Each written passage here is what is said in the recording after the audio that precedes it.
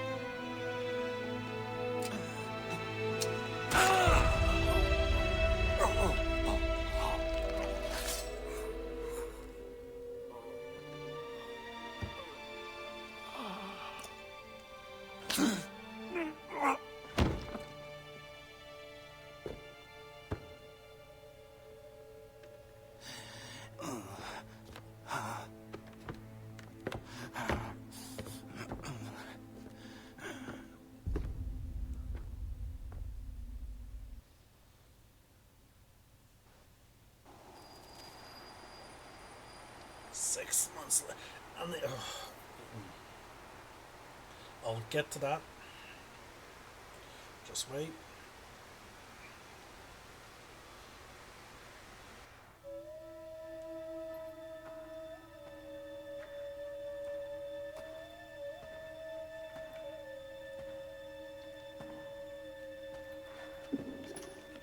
Why would they leave this behind?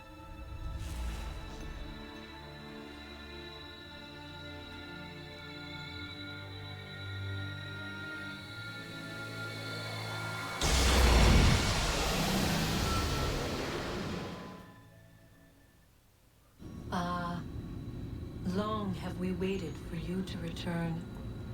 You have done as we asked. You have succeeded. No! I have failed! My people are gone! Chased out by those who I thought would protect them! It is a trade, a sacrifice, and not in vain. For you have found it. This? Now you must hide it, where none shall think to look. And then in time, what once was, shall be again. I do not understand. Nor need you. Only do as we ask. Then, you may do as you wish. But what of my people? You have saved this place, as was your people's purpose, and that matters most. It is not enough! It will never be enough. You strive for that which does not exist. Still, you have made a difference, and you will do so again.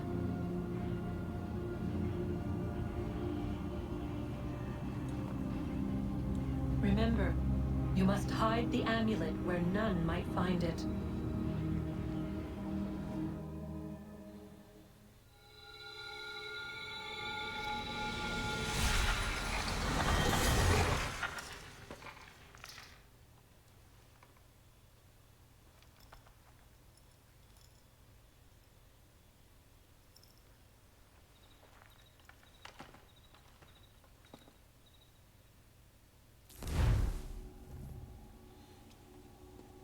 Alright.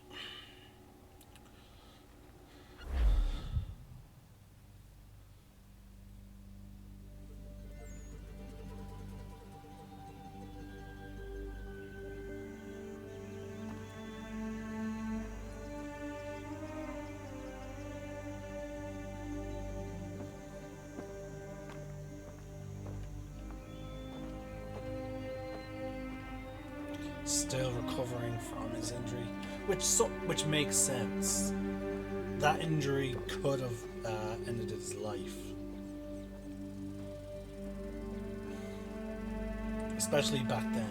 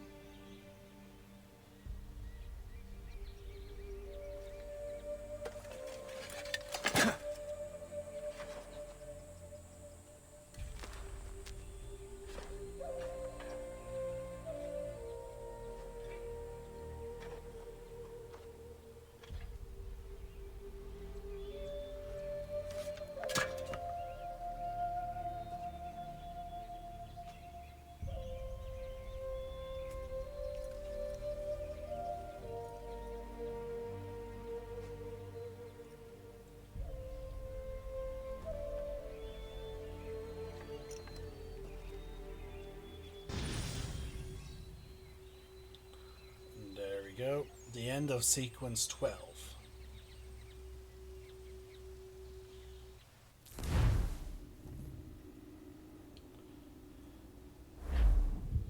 I know where the key is. Then let's go.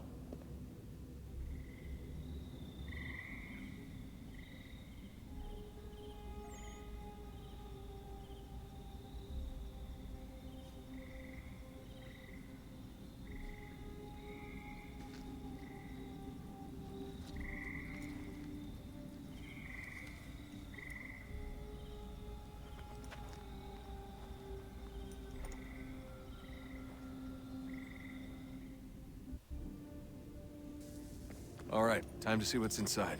Not quite. We still need to get the place powered up. Find the remaining pedestals and plug in the power sources. I'm on it.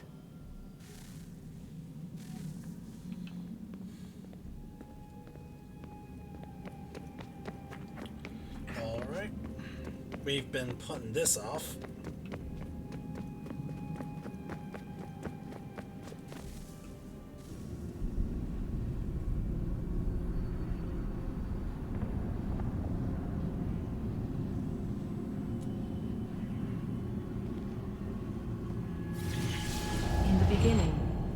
Thought we could be saved. We sought to face the sun's wrath and contain it. 4 towers would be built to pull her fury into this place and dispel it.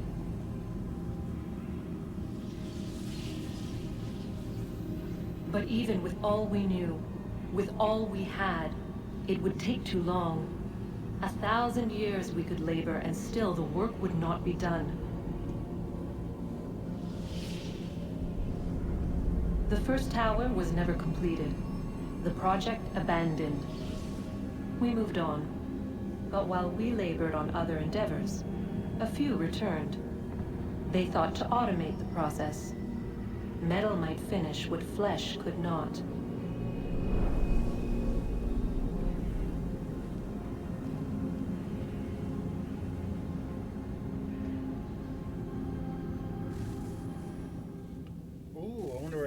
That supposed tower is.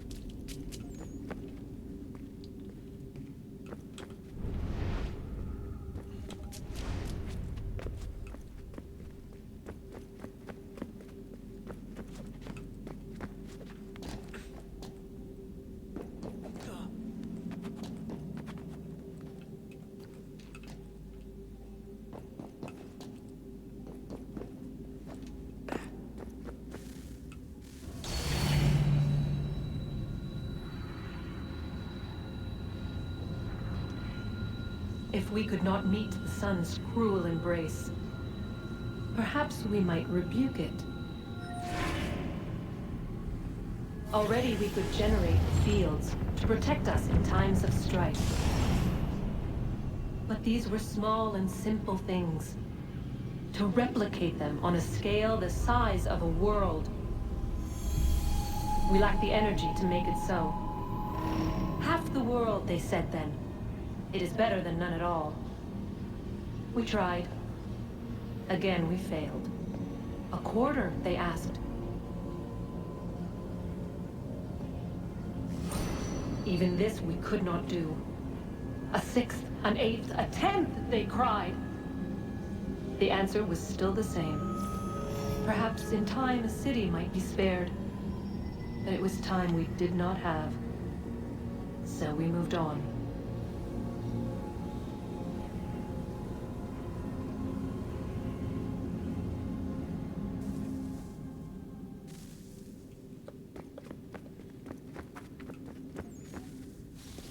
Wonder what's inside.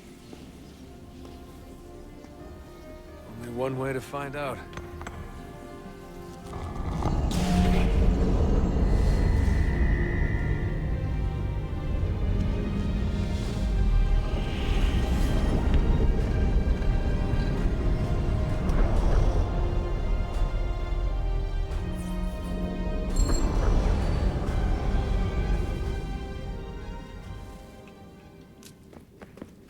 Alright, that's the next destination.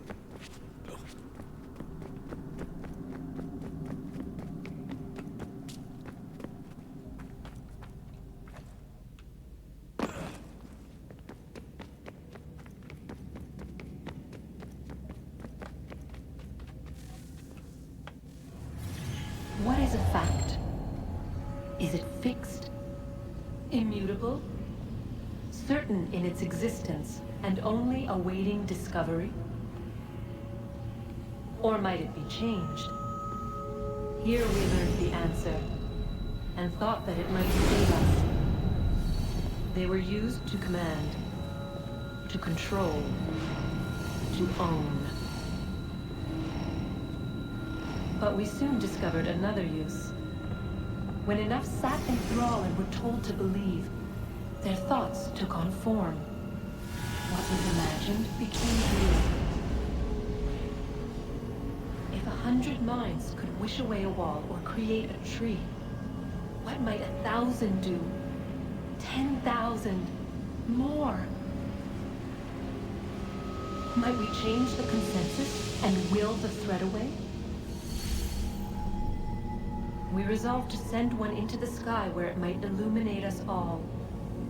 Once placed, a sentence would be uttered. Make us safe. In this way, we would change the consensus. We would save the world.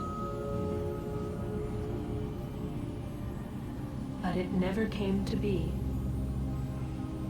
We sent a dozen of them skyward, but there was no way to maintain control, to direct the beam, to enthrall the world, to speak the words. Though this was strange and dangerous, what we tried next was worse. So, the apple, the pieces of Eden, in particular the apple, if they gathered enough people, they could literally change reality. Interesting.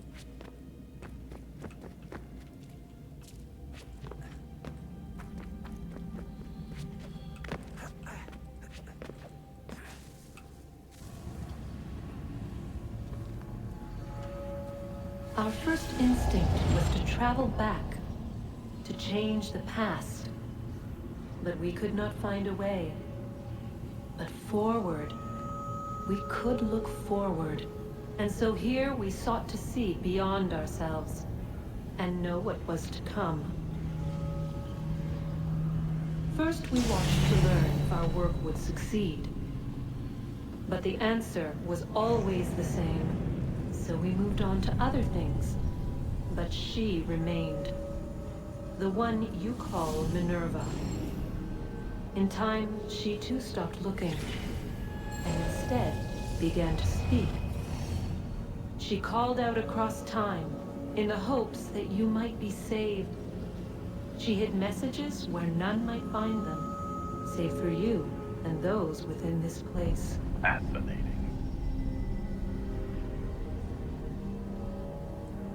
tired of it. The cryptic warnings, the threats. Just tell us what you want! But they are. We saw the Nephilim there. We seemed like grasshoppers in our own eyes, and we looked the same to them.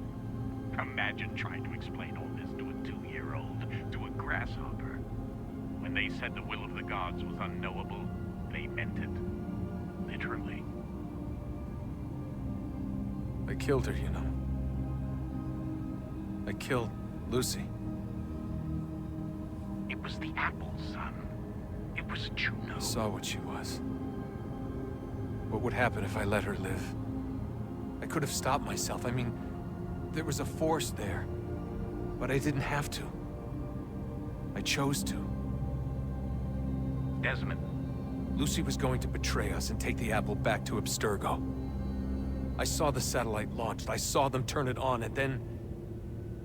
it failed. Whatever's on the other side of that door, it benefits Juno. We need to be careful.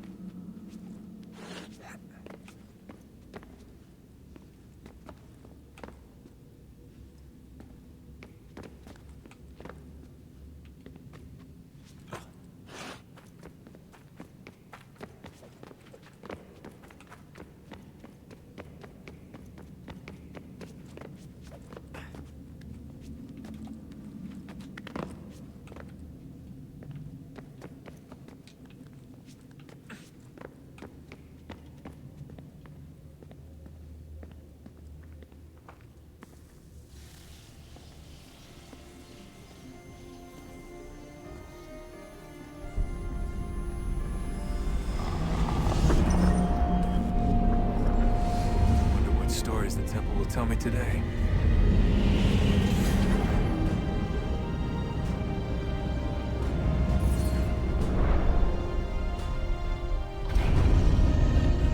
Go.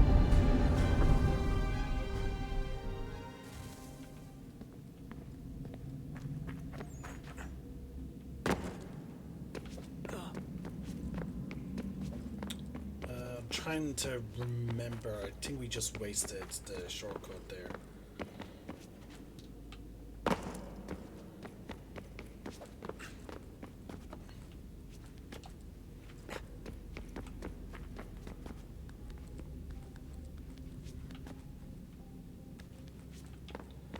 There we go. The shortcut back down is here.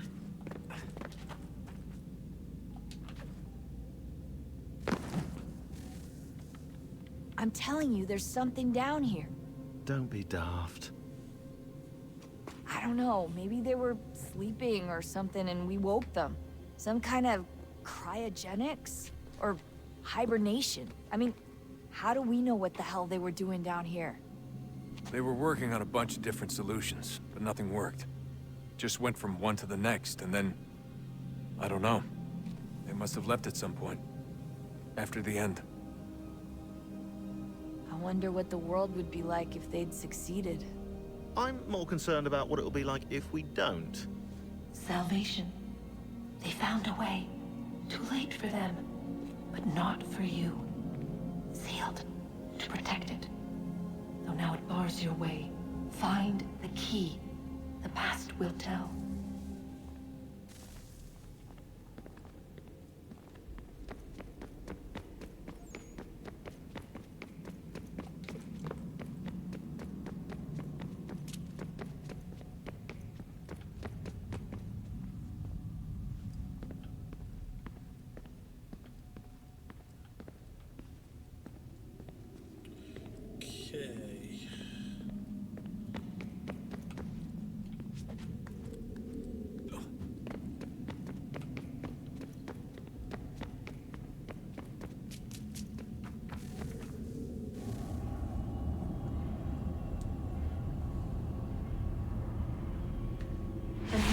moment approached.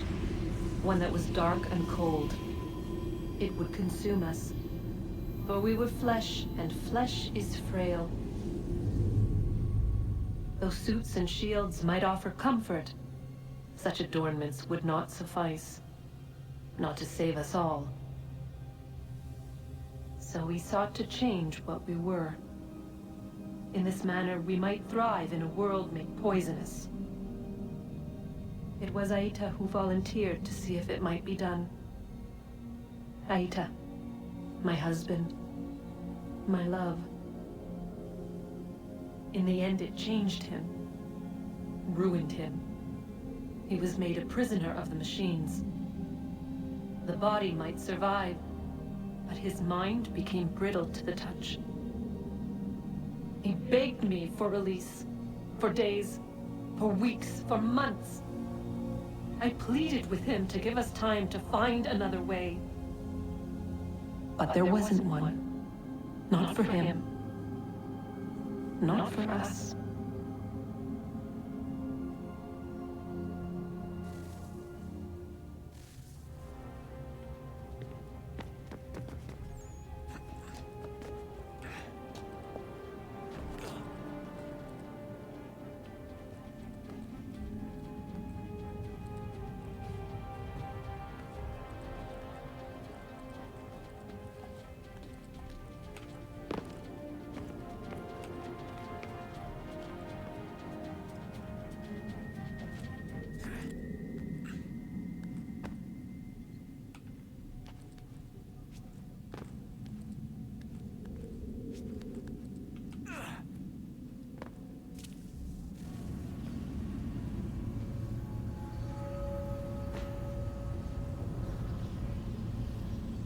What is consciousness but a series of electrical impulses? And the body a vessel to hold these sparks. But it is weak. In time, it decays and crumbles into dust.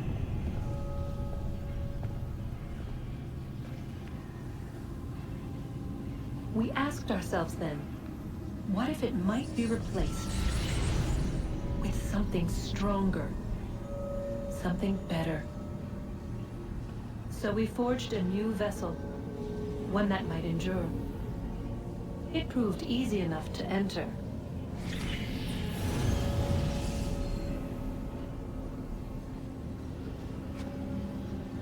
But to leave required something more, something wrong.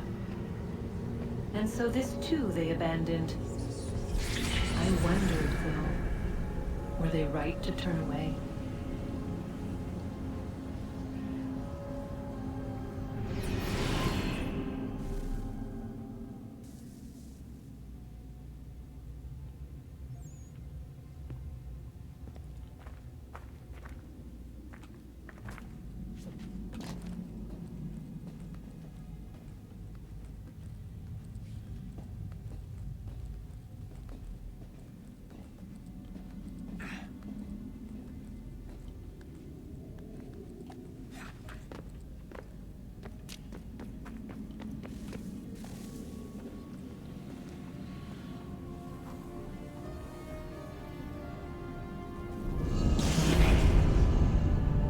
I believe that was the last power source, folks.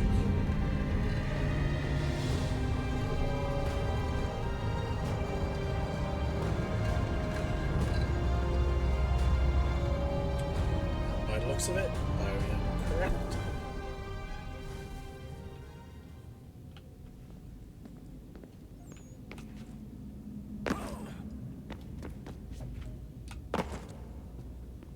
And here we go.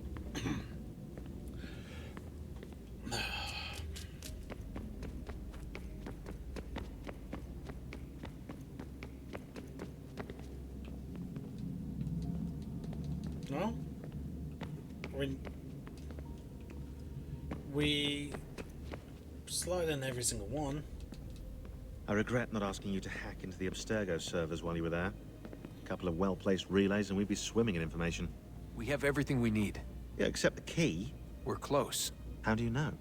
I just do. I got the key. Who am I supposed to talk to for this? Hello? Hey. Do you think killing Vidic set Abstergo back? I doubt it. Sure, he pioneered the Animus, but they've had the technology for decades now. Plenty of other people can take his place. And Cross? Oh, he was a loose cannon. I doubt anyone's mourning his death. I think these days he was more a symbol than an asset. I'm sorry, I don't mean to dismiss what you did. But it's going to take a lot more than a couple of deaths to stop the Templars. Okay, so not that.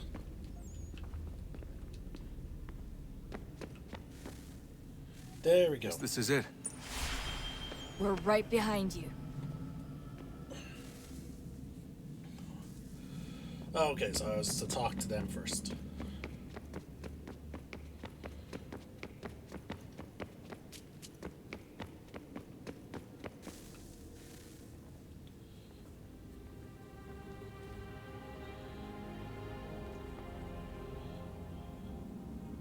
Moment of truth.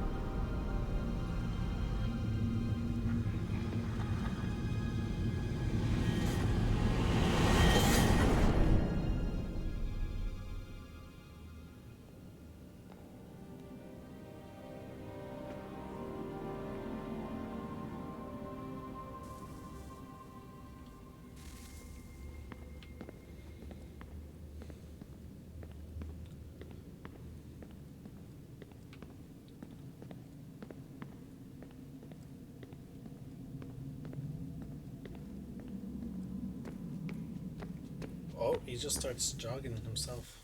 Yes. Come.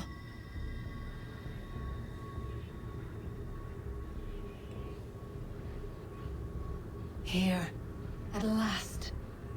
You know our story now. Of how we tried. Of how we failed. All our hopes extinguished. Save one. Your touch. A spark. A spark to save the world. Wait! Do not touch the pedestal. Minerva? You. But how? You left. You destroyed the device. Did you think there was only one? What the hell is going on here? You must not free her. Free her? Juno dwells within these walls, awaiting release. I will explain.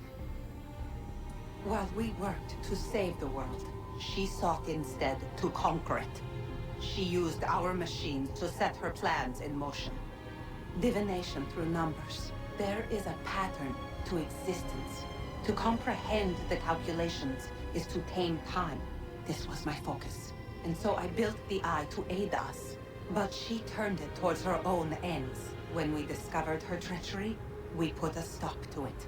And then we left. But first we called to you, that you might try again. We thought it would be safe with her gone. Now I see we were deceived. She survived, she endured, and then she began to work. For centuries, Tinia and I walked the world, hoping to rekindle the spark of civilization. We shared what we knew as best we could. We were not the only ones, but for all the power we wrought, still death would claim us. But before it did, I would have one last look to know if we had succeeded. That's how you're here now? I had hoped you might find this place and finish our work. But it is too late. You and the Templars have squabbled over our refuse. You have wasted centuries, and so you have lost your chance. You cannot hope to stop the end now, Desmond. Only to survive. She's lying! Only touch the pedestal and the world will be saved. Better the world burn than she be loosed upon it. Is that so? Show him then. But he will not understand. It is complicated. It is... Show me. If you heed Minerva, the sun will have its way.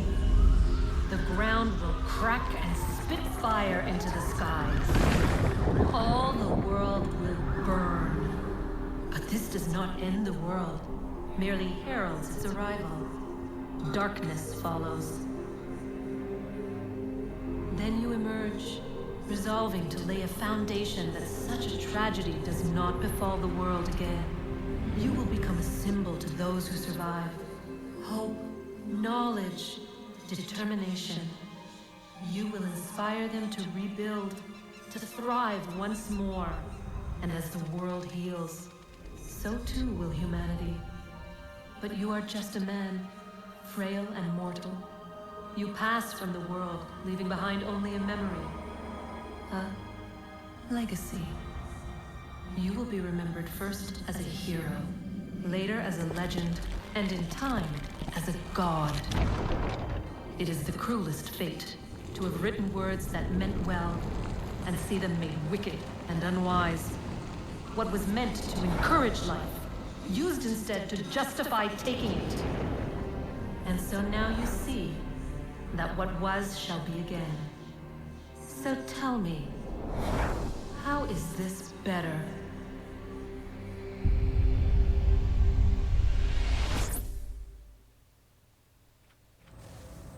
She would sacrifice you, sacrifice the world, for no other reason than to deny me vindication. They will enslave your kind, Desmond. Is this not why you fight? Is this not why you came here? To ensure more than just your race's future, but its freedom? What future? What freedom? Billions dead and the whole cycle begun anew? This world has known nothing but heartache and horror since we left it. Our gift to them, and you'd see it all returned. Enough!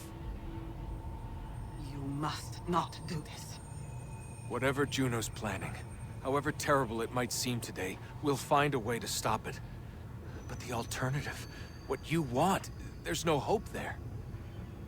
If you free her, you'll be destroyed. It will happen in an instant. There will be no pain. You mustn't.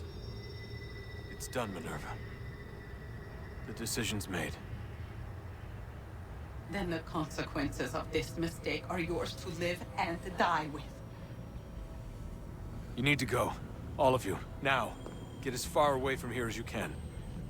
Come with us. We'll find another way. There isn't time. Son. You know it's true. It's already started. I need to do this now. So go. Go!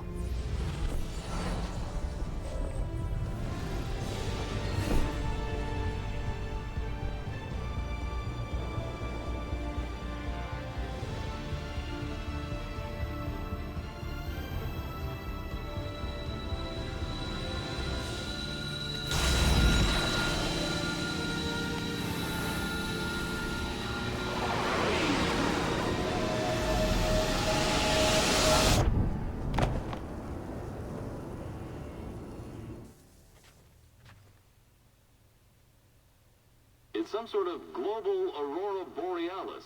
Never seen anything like this before. Eyewitnesses describe electrical storms and erratic displays of unusual weather.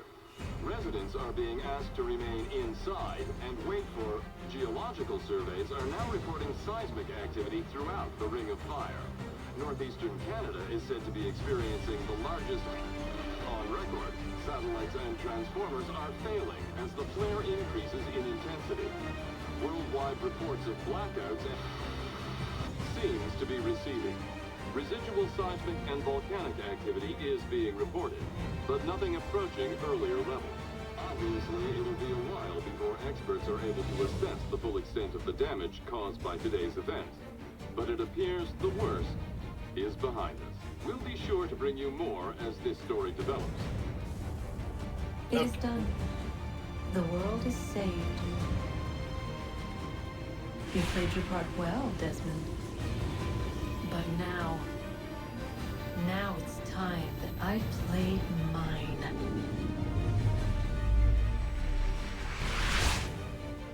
Okay, so that Aurora Borealis that takes place there, I don't know if that is the same one that we experience or see through Assassin's Creed Valhalla. Unfortunately, folks, I still have not finished Assassin's Creed Valhalla, so I don't know if the events of the next protagonist of the modern story is taking place at the same time.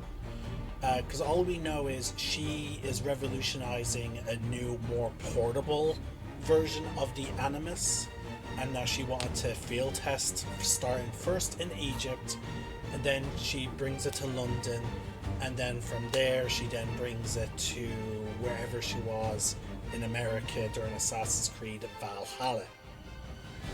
So folks, I'm just going to lower down this audio here, and I'm actually going to take off my headphones so that the music doesn't distract me. So that is the end of Desmond's part in the main Assassin's Creed story. Obviously, we're in the year 2024. This has been, if you're at this point in my video, you already should know Assassin's Creed 3 is not the end of the story, and it's not the end of the modern story either. So, we still have 2 more aspects of Assassin's Creed 3 Remake to go through. We still have the expansion Tyranny of Tyranny of Kings, I think it's called. I cannot remember the name, but it is the one where we play as Connor in some kind of pseudo alternative timeline type thing. I don't know. I never played it. So I have no idea how it is delivered and how it interacts in terms with the overall story. So we'll be finding that out together. However, I will not be starting it today. Possibly. We still then, after that, now luckily enough, those type of expansions tend to be significantly shorter than the core game. Oh, sorry, stay connected. Sorry, I was just checking the quick message there. So, luckily enough, we still have 2 more aspects of Assassin's Creed 3 to get through. I will be definitely looking up to remind myself what is the next game. I believe the next game is Black Flag. I'm just not sure if Black Flag or Rogue is next after Liberation. Let me just do a quick check here. Let's see. Assassin's Creed games in order. Here we go.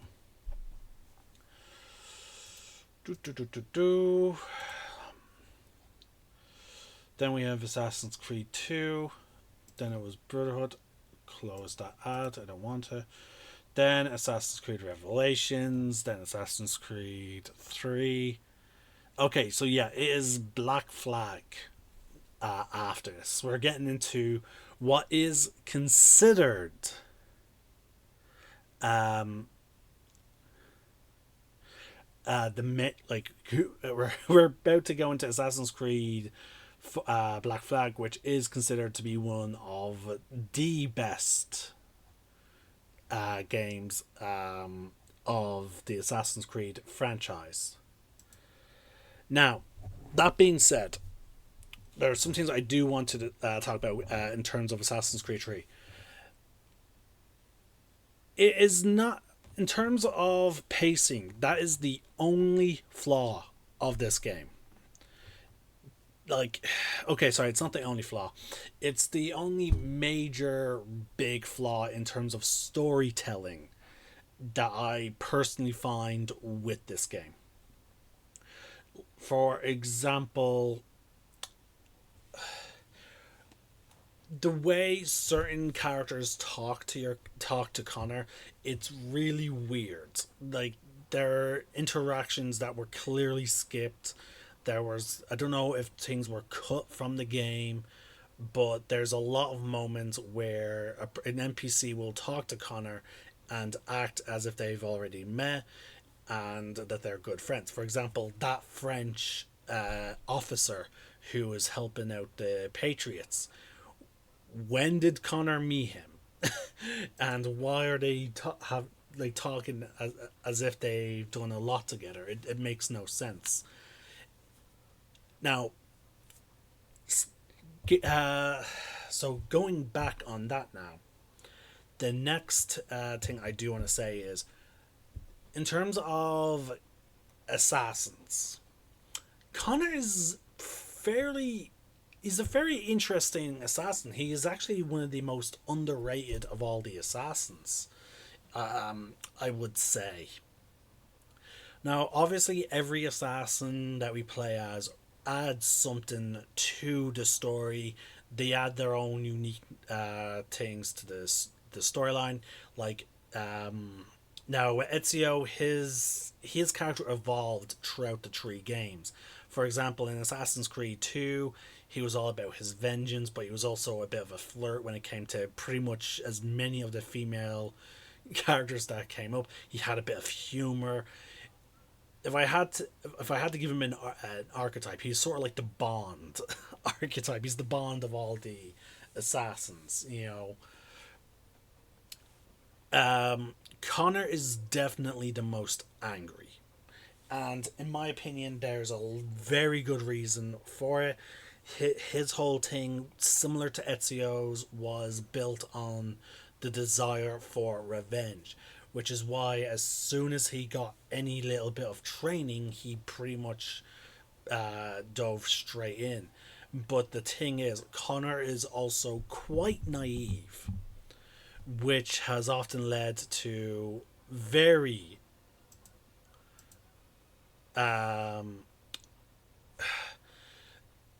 there's a lot of unfortunate moments for Connor. Like, for example, he was naive in truly believing that the Patriots would protect his people's land.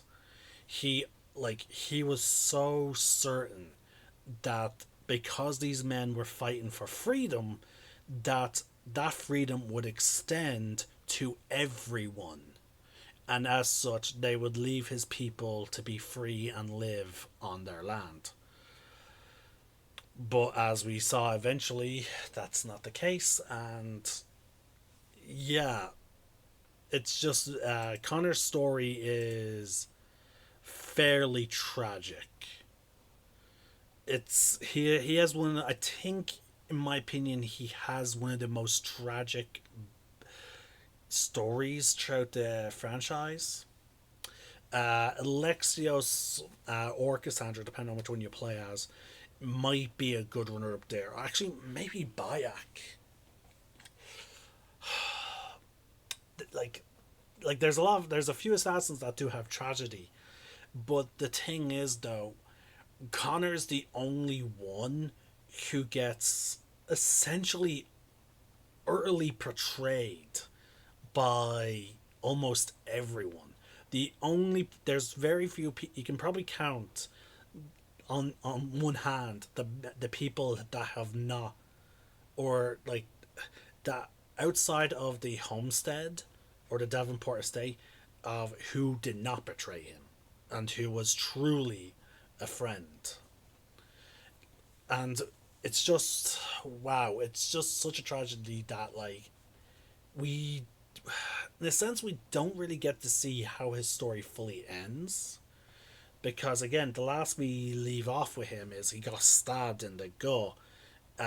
Then 6 months later, he goes back to his home, sees that his people were chased off their land, and he had to then hide the amulet. That's the last we see of him. Now, technically, I believe I recall there are extra scenes, like, for example, him taking out the tomahawk from the pillar and him commenting on, like his job is not done, and he's not entirely happy of just purely serving the Patriots' cause. So Connor literally, yeah, he did gain freedom, and he did manage to save the lives of his tribe, but that's his only victory. His, like, besides from taking out the Templars, his victory is fairly hollow. Yeah, he's taken out the Templars, but his people are alive, but they've been chased off their land by the very people Connor helped. You know? And it's just very unfortunate. Now, the parkour in this game, absolutely amazing. I absolutely love the moments when we're in the frontier. I love how smooth the parkour is even in the city, but the frontier is really where it's the most fun, because of the fact that we were maneuvering through the trees. It's very fun. I love using the rope dart. It's always fun using the rope dart to snag someone and then hang them from the tree.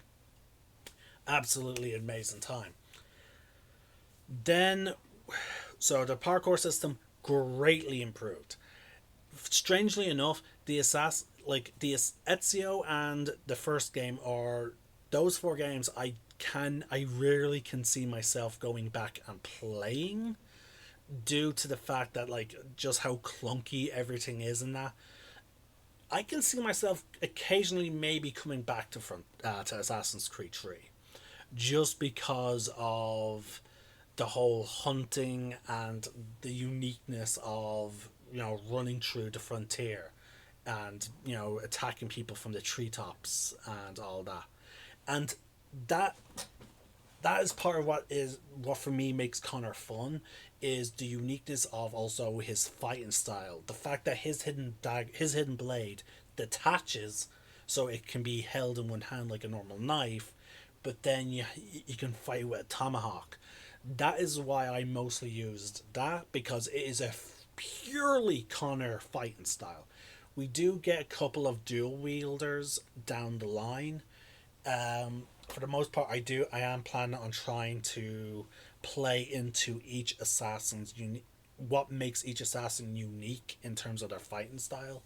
So, for example, with Connor, I really want to use the tomahawk a lot, because that is, in my opinion, his fighting style. It is very unique to him compared to all the other assassins.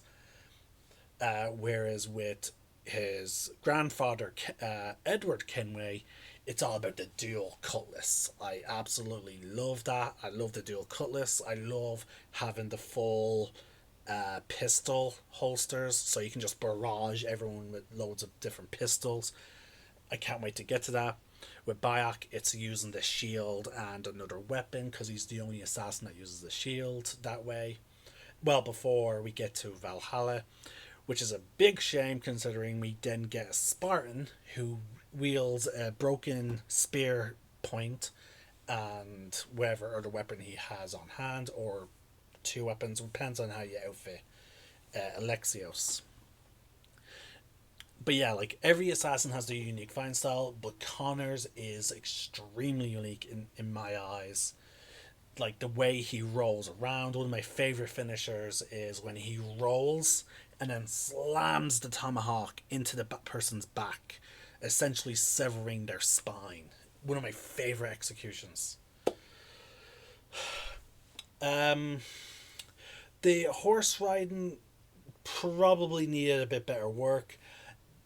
This game had the same fault as Assassin's Creed Brotherhood in terms of the fast travel points.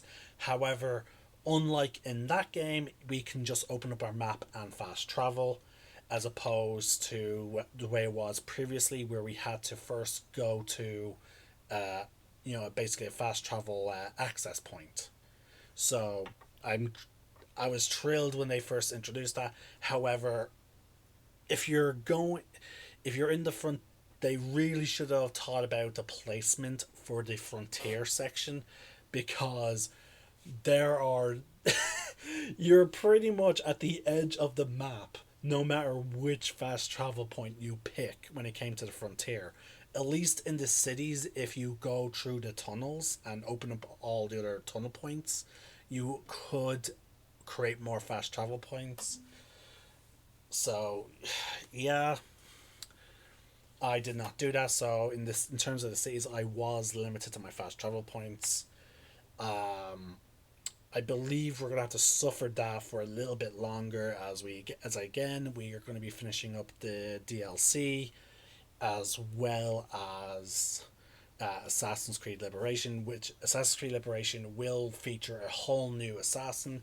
Keep in mind that game is relatively short because it was originally an Xbox 360 arcade game. Now remember, folks, back in the day, the arcade games were the download only versions of the games. They were very much smaller than any game that you could buy in the store on disc. So keep that in mind, folks. So Liberation is going to be very small, which is why it's partnered up with Assassin's Creed Brotherhood Remastered. It is part of the bundle because of just how small of a game that is. However, we're going to finish off with Connor by finishing Assassin's Creed Tyranny of Kings, I believe is the name of the DLC. But yeah, no, without this, as much shit as I see people give this game, I need to remind folks, this game created the Black Flag, the phenomena that was Black Flag.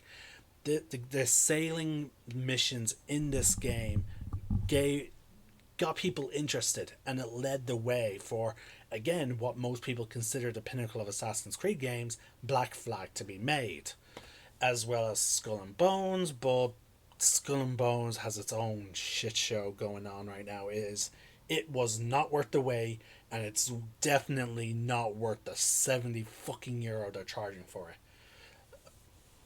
But that aside, let's see, what else can I say about this game? I like the thematics of how both the modern story and Connor's story was similar. It's about, father and son, Desmond reconciling his relationship with his father, in the end going to such lengths to save his father, and his father basically giving Desmond what he always wanted, which is, his father to understand and let him know that he loves him. Whereas with Connor, we have a similar situation where Connor unfortunately neglected someone who was essentially his father in the form of Achilles, but while trying to reconcile his relationship with his birth father, for his birth father, the only praise his birth father in the end gave him was because of how good he was as an assassin, he should have killed him sooner. The fact that that's Haytham, the first big praise Haytham gives to Connor is that line, is in the same line as in him saying, "I should have killed you sooner." It's such a slap in the face, and it really makes you feel for the character. But again, we don't know the full reasons of why Haytham left the Brotherhood, so we don't understand his full situation. But keep in mind, folks, Haytham's father was an assassin, so he was born into the order. So there's that. But yeah, no, I'm just again, as much the only real fault in story for Assassin's Creed 3, once again, is its pacing. Everything else is very good.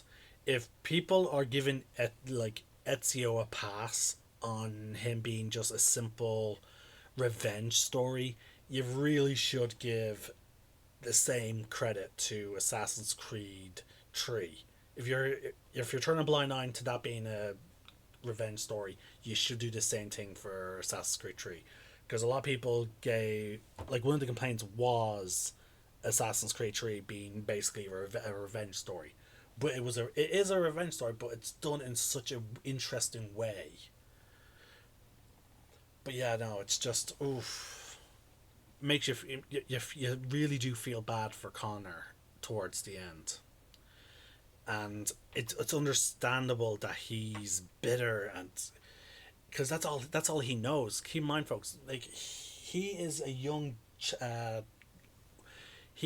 adult. We don't know exactly what age he goes to Achilles at, but from a very young age. Remember, he was a kid when he met Charles Lee and the other Templars, to then get knocked out by them, to then running home, seeing his whole village burning, and then his mother burned to death. Then a couple years later, he finally gets permission from the clan mother to head out and seek his revenge. So he's dedicated so much of his life to that revenge. And the times when we see Connor being warm is pretty much only in the homestead missions, because it's a distraction from his revenge, and it's a nice distraction, you know. I do wish we could have found out a bit more about how things could have ended for Connor, because we do know from the fact that it's featured in the Animus that Connor does eventually have children, because the bloodline had to continue at some point for Desmond to have the memories in his DNA. So I'm just curious, because he also made mention of a female, Suri, and I don't understand who she is, because he made mention of her, but I don't recall seeing her.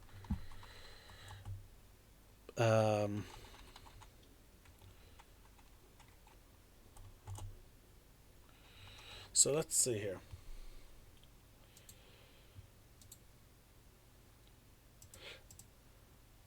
See, okay, I'm not the only person.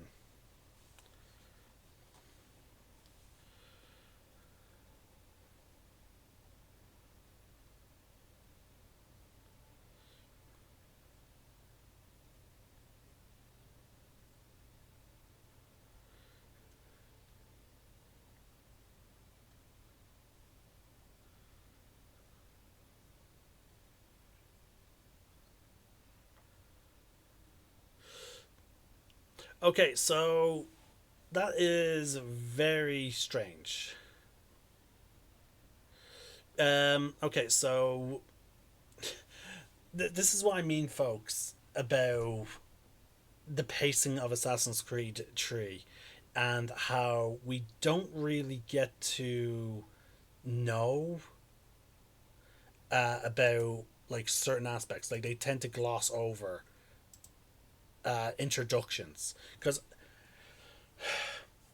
Suri is a West African slave that was owned by Samuel Adams. Now, apparently at some point Connor meets Suri, and that, which was not shown in the game at all. So when Connor was talking about, like, where does he and Suri stand in this new country that they've essentially that he essentially helped create, what does that mean for Suri, for people like Suri and himself? He chose her as an example because I don't know why he didn't talk about the other people, but I guess she's probably the only slave he knows. But, like, it's just very interesting that he brings her up towards the end of the game, but then we don't actually get to know how he knows her. And also, how did he know that Samuel Adams had slaves? Like, again, The game unfortunately glossed over a lot of these early interactions. So it's just, again, it's just one of the big, wow, loads of other people are bringing it up as well. So yeah, like, I'm not the only one.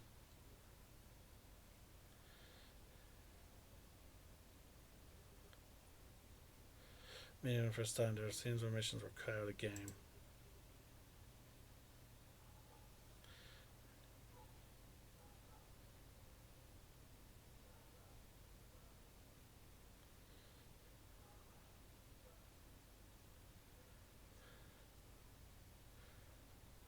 Okay, so apparently there was a lot of removed content from Assassin's Creed 3, folks. I'm after looking it up there. There was a lot of cut content. Because apparently Ubisoft was in a rush to release Assassin's Creed 3. So I think that is the reason why the story pacing is feels very off. Maybe it was part of that cut content that we were supposed to meet the French Patriot officer. But yeah, like, they apparently made a lot of cuts, and this is one of the reasons why I really hope future, like, I really hope Ubisoft learns slowly, but at least learn their lessons. Like, and I hope that they one day, decide to take their time and release their games, but, like, at the same time, stay true to what they envisioned, and also do not overhype the game, because otherwise we get the mess that is, that's talking about a different game. I'm not going to try and get into it. So yeah, so there you go, folks. Overall, yeah, Assassin's Creed 3 is a bit of an undervalued Assassin's Creed game. It is well worth playing. However, I will say, all the Assassin's Creed games, in the end of the day, folks, in my opinion, are worth playing. Because, yeah, you can play them as standalone games if you ignore all the modern day stuff, but that's part of the story. And they work a lot better in certain ways. Like, you can skip certain Assassin's Creed games. For example, this is the last Assassin's Creed game that features Desmond. So you can skip Assassin's Creed 1, 2, Brotherhood, Revelations, and 3. If you skip those 4 games, you can definitely just start off with Black Flag. You could start there and then go on. Or you could start off with the more modern Assassin's Creed games, the first of which I want to say is Origins.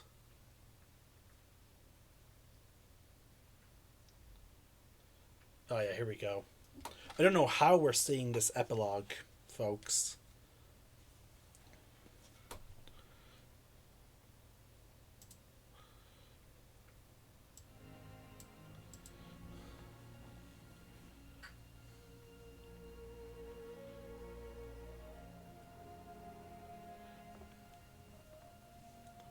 Alright, judging by the way Connor's moving, he's still injured.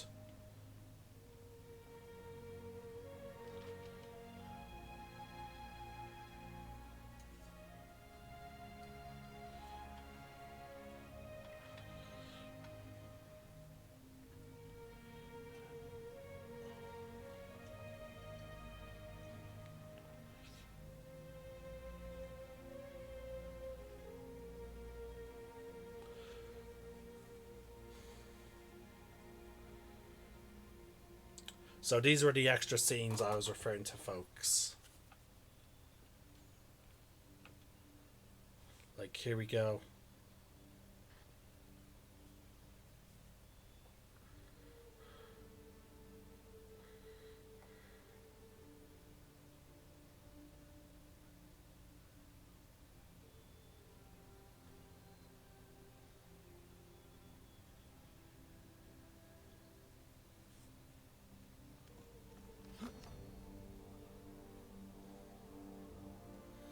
Now that axe is the best weapon in the game.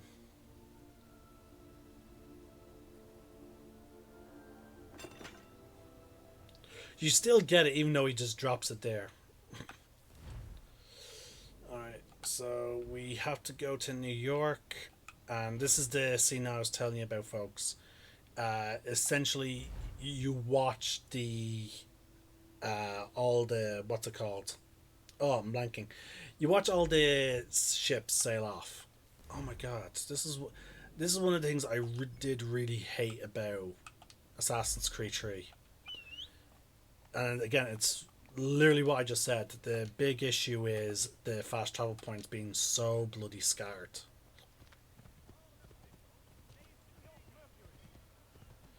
And you can't spur your horse here. But yeah, you can skip the Assassin's Creed games if you play them in a certain way. Like if you focus on jumping the main story points, you can do it that way. But if you're going to play Assassin's Creed 3, I would recommend you go back to Assassin's Creed 1 and basically play through Desmond's story.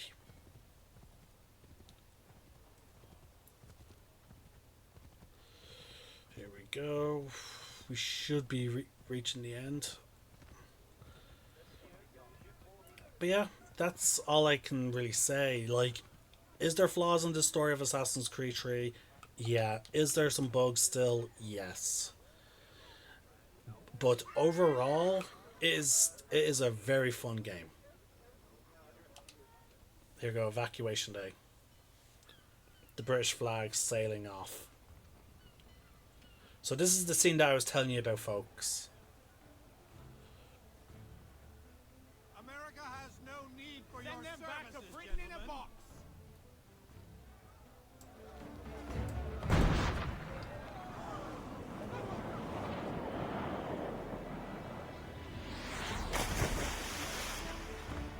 Death to the oppressor! Cut them down!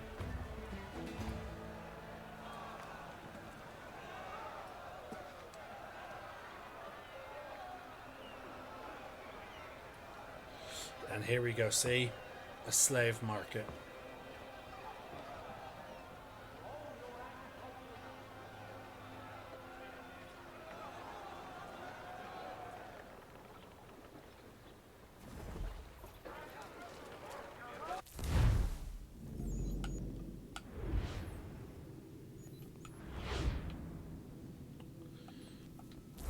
So essentially this epilogue is just us going to certain points and essentially Connor witnessing some of the stuff that's going on. And luckily enough, he then goes back home.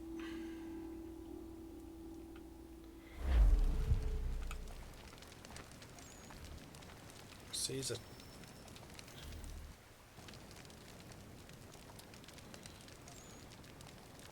If you're hungry, I've extra.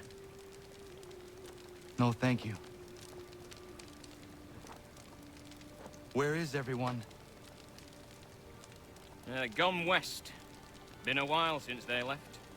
Seems some fella from New York was granted the land by Congress. What? Seen it happen more and more. Government says they don't take land that's already owned, but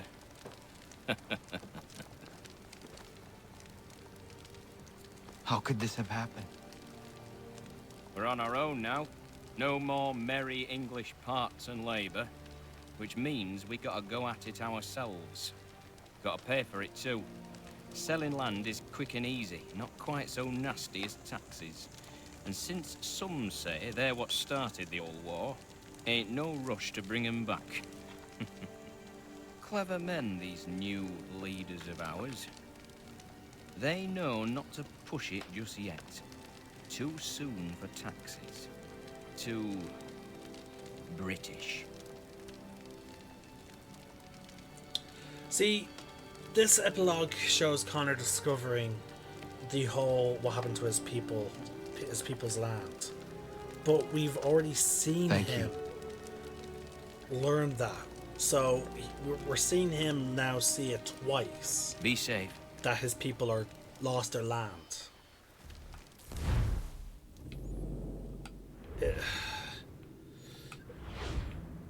As I said, it's the pace, like it's the problem with the fact that this game was rushed. And I feel like it was rushed due to the fact that, okay, there's supposed to be a story here.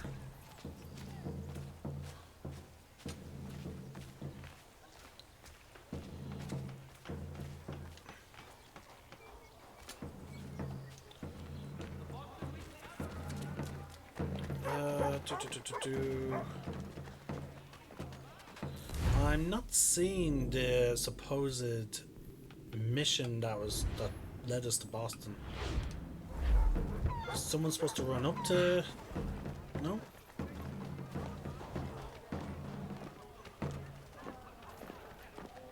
Okay, I think we're officially done then, because like I don't know why it told me to go to Boston when there's nothing there. But yeah, now we're getting all these cheat codes now if we want to have fun with them. Season changer for when we want to play in the snow.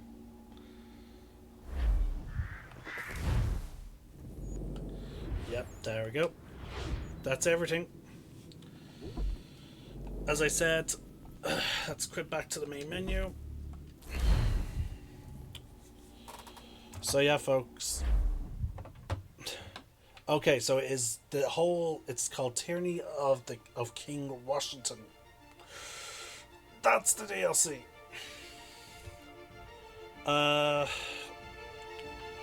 We'll cover that. I don't know when, folks. As I said, this is the end of Assassin's Creed 3 main story. I have a big event going on tomorrow, so as such, I'm gonna try and do. I have to go collect my brother, and then after that, I'll try and find some way to relax and unwind. Unfortunately, there are certain Assassin's Creed games I would rather go back and play. There are certain aspects as I said, I would come back and replay 3, 4, but unfortunately, there's not enough of it to fully justify it. So as such, this is probably my last time playing Assassin's Creed 3. Until I decide to maybe do another not Let's Play series, but another replay of the entire franchise, more for myself as opposed for the channel. But in terms of streaming, this is the last time I'll be streaming Assassin's Creed 3's main story. This is the Celtic Nerd signing out. One name, one sky.